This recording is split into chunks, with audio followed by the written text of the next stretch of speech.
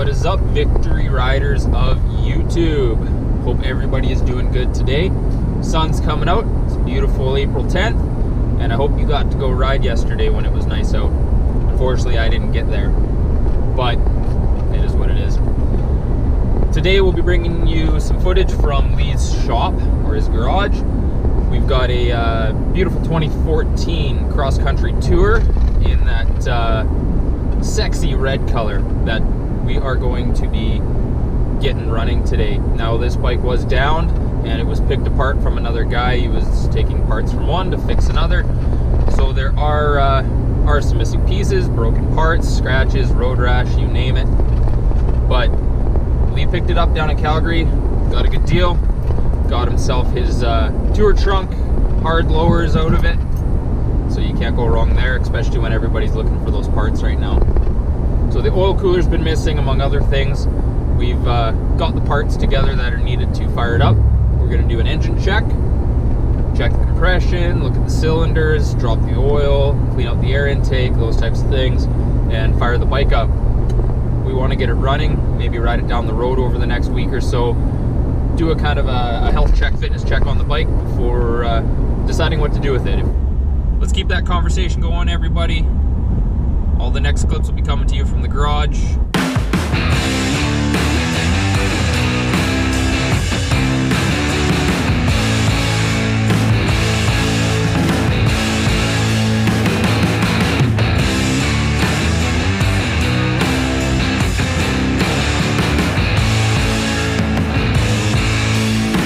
Pipe's got a big old dent in it right there. Yeah. And the headers wouldn't match up.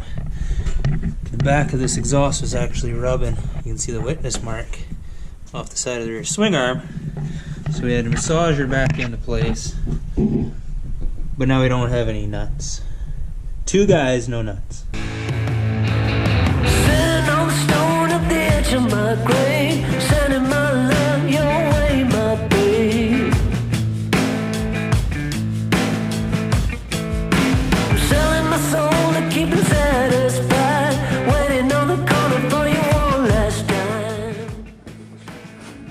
So these are the right hand under engine mounts that you bolt your side boards to, and then the battery tray. This is heavy. Like, I could kill somebody with this. Yeah. I can't believe how heavy this is. Somebody make a billet aluminum one. I don't understand why you're riding high.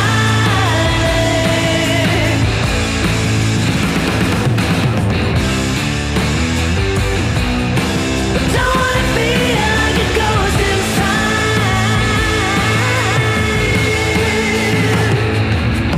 Say you would give me just one more We now have shot. kickstand. Hit me with a needle, baby, everything you got. If you don't believe in never coming back, but I believe in you, swear I'm on the right track.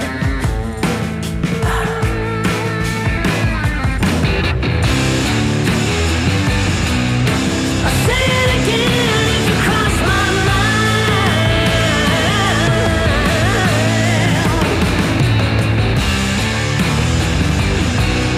I don't understand why you're riding high.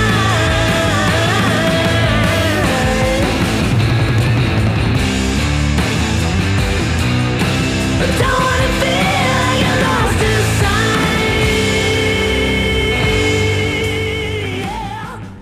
Okay, so we set everything up, got the tank on. We don't have a battery for it, so what we did was I got my my battery booster here. Ignore that there, it doesn't say hog.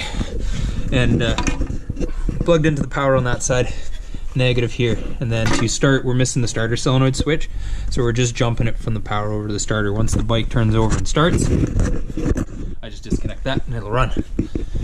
Ready to see what happens or what? Okay, key on.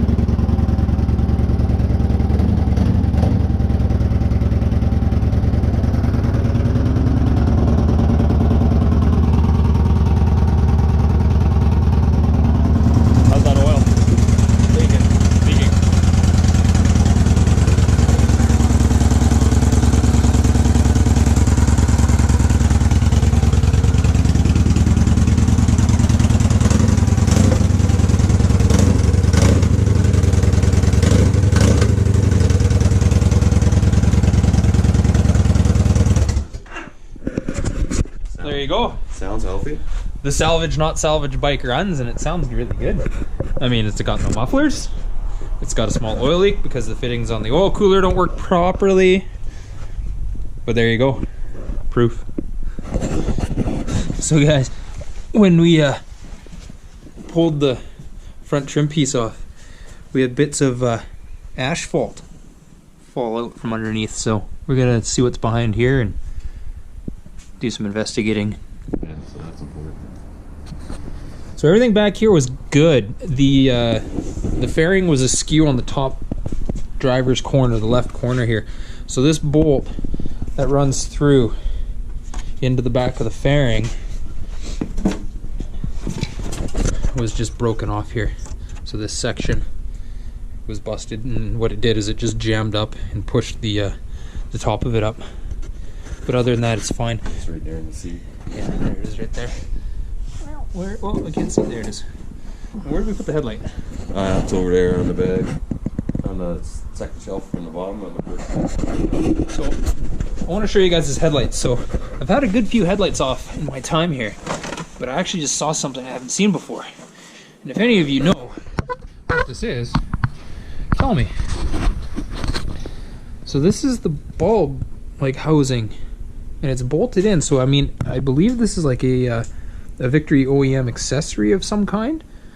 So I haven't taken it off, but yeah, I don't know. You tell me. It's got a blue light to it, and it seems like it's a Victory style accessory. And the cable is this here. Almost looks like a data port cable, if you ask me. And what it does is it runs up and into this guy here. So this is definitely a Victory unit. And then I'm assuming it's pulling power from down in here somewhere. So that's different. Never seen that before. But everything else under here, speaker pods, none of this is broken. All good to go. Well, there we go. Here's my little outro. We accomplished what we went in to do. We put a couple of the side pieces back on the bike, got the kickstand on, battery tray, things like that. Motor checked out, everything looked good, and it fired up. I mean, we had to do it in a roundabout way, but I mean, that's what it is when you're trying to check something over. It sounds good, sounds healthy. I mean, there was no mufflers on it, and the front exhaust bolts for the headers weren't there. We didn't have any to use, but we're estimating 2-year-old fuel. It primed up, turned over, and fired right away like it was out riding yesterday. So you can't kill these Victory bikes, and we all know that.